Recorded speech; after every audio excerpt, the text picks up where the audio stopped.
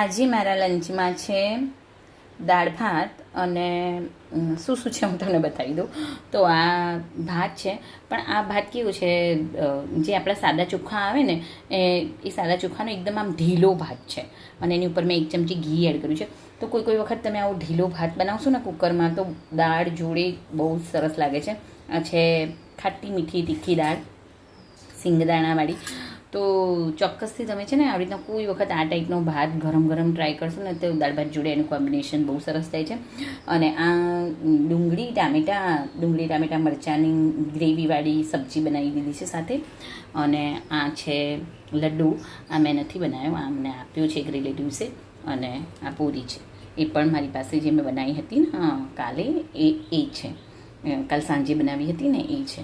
અને આ તો મને આપ્યું છે મીન્સ પ્રસાદ તરીકે. તો આ મારું જમવાનું છે અને એકદમ સિમ્પલ લંચ છે. તો ગુજરાતી લંચ સિમ્પલ જ હોય છે દરેક ઘરમાં, અને મને એ જ એની ખાસિયત ગમે છે. હું મળું તમને એક નવા વિડીયોમાં.